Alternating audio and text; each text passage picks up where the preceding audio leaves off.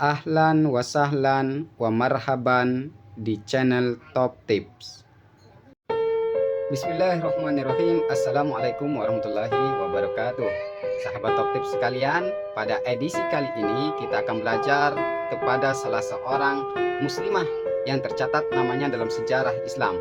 Dan beliau ini menjadi salah satu muslimah yang sangat beruntung. Mengapa demikian?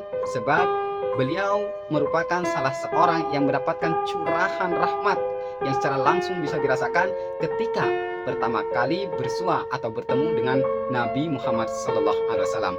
Bagaimana ceritanya? Jadi sebagaimana kebiasaan orang-orang Arab yang hidup di tempat maju, daerah-daerah maju, jadi yang berkembang saat itu mereka tidak menyusui anak-anak mereka, bayi-bayi mereka pada daerah tempat tinggal mereka. Namun kebiasaan yang terjadi saat itu, mereka memilih ibu susu yang berada di daerah-daerah pedalaman. Mengapa demikian? Di antaranya, pertama, untuk melindungi bayi-bayi mereka dari penyakit yang berkembang di daerah maju.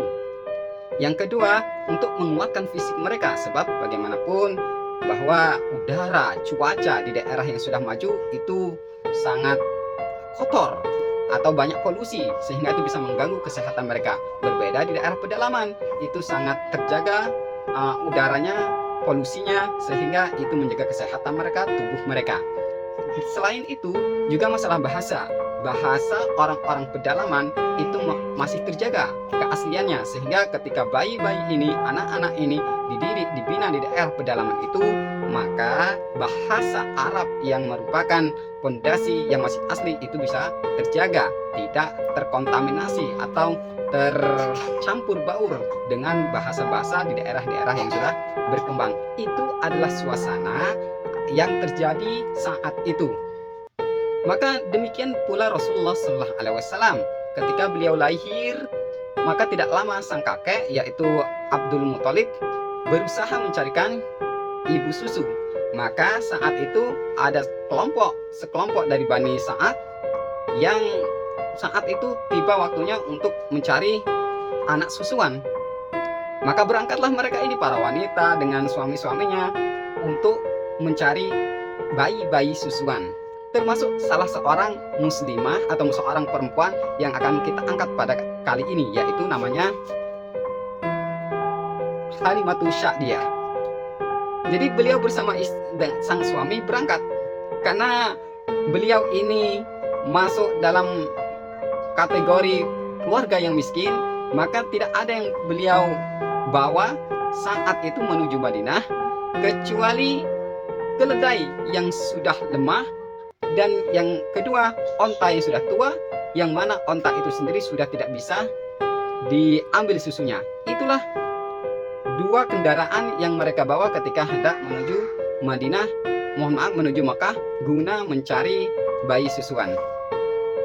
Karena kondisi demikian bertepatan pada masa itulah masa paceklik, maka kesengsaraan dua pasangan suami istri ini, Halimatus Sa'diyah dan sang suami, sangat luar biasa dalam perjalanannya. Pertama, sang bayi terus menangis sebab tidak bisa meminum ASI daripada sang ibu sendiri sudah tidak keluar, apalagi binatangnya. Bahkan binatangnya, keledainya, dalam posisi sangat lemah karena harus dinaiki terus, padahal keledai itu sangatlah kecil, kurus, dan tidak memiliki kekuatan. Itulah kondisi kendaraannya, sehingga dua suami istri ini nyaris tidak bisa tidur setiap malamnya karena mereka harus merawat bayi, harus menjaga bayi yang setiap malam menangis. Nah, singkat cerita, ketika mereka tiba di Mekah, mereka para wanita selalu mencari bayi-bayi yang siap disusui. Maka masing-masing para wanita ini telah mendapatkan, kecuali Halimatus Sa'diyah. Beliau telah mencari ke sana kemari, tapi tidak mendapati, kecuali satu bayi, yang mana bayi ini tidak pernah atau tidak mau diterima oleh wanita-wanita lain. Apa sebabnya? Karena bayi ini anak yatim, dan mereka tahu bahwa ketika anak yatim, maka tidak ada yang bisa mereka andalkan untuk mendapatkan gaji, bahasanya kinian, gaji dari imbalan menyusui anak itu, sehingga tidak ada wanita Bani Sa'ad yang mau berkenan menerima bayi yatim ini sebagai anak yang akan disusui oleh mereka. Termasuk sejatinya Halimah ini, beliau mengetahui tentang bayi yatim ini, namun kembali karena tujuan mereka ke Mekah adalah mencari bayi susuan agar mendapat upah. Beliau sejatinya tidak berkenan juga menerima, namun kan tidak mendapatkan bayi susuan, akhirnya yang lain ketika hendak pulang, maka berkatalah Halimah kepada sang suami, "Demi Allah, aku akan tetap mengambil bayi itu." Maka apa yang dilakukan oleh Halimah ini didukung oleh sang suami. Maka berangkatlah Halimah ini menghadap atau menemui dari Abdul Muthalib guna mengambil bayi itu. Nah, mulai detik itulah keberkahan dari Nabi Muhammad, itulah bayi yatim itu tidak lain adalah Nabi Muhammad, tercurah, terberkah, dirasakan oleh Halimatus Syadiah. Jadi pertama kali ketika mengangkat bayi itu, maka dirasakan tidak ada beban sekalipun yang menimpa Halimah, padahal beliau menggendong 2 bayi. Selanjutnya ketika beliau mencoba menyodorkan ASI kepada bayi yatim itu yang tidak lain adalah Nabi Muhammad, seketika bayi itu, yaitu Nabi Muhammad yang masih bayi itu, menyusu dan dengan puasnya. Jadi tiba-tiba susu dari Halimah itu bisa keluar dan Nabi Muhammad SAW menyusu dengan puasnya. Pun demikian bayi Halimah itu sendiri ketika menyusu keluar dan sampai kenyang, hingga bayi itu untuk pertama kalinya bisa tidur dengan nyenyak. Nah, ini keberkahan yang pertama. Selanjutnya keberkahan yang kedua, ketika Halimah hendak menaiki keledai, maka didapati keledai itu yang semulanya sangat lemas karena melewat perjalanan yang sangat jauh, itu nampak begitu kuat, nampak begitu gagah. Maka keledai yang mulanya lemah itu tadi bisa mengangkut barang yang begitu banyak, melebihi barang-barang yang diangkat oleh para wanita-wanita atau keluarga-keluarga yang lain ketika mereka menaiki onta-onta yang lebih gagah daripada keledai dari Halimah.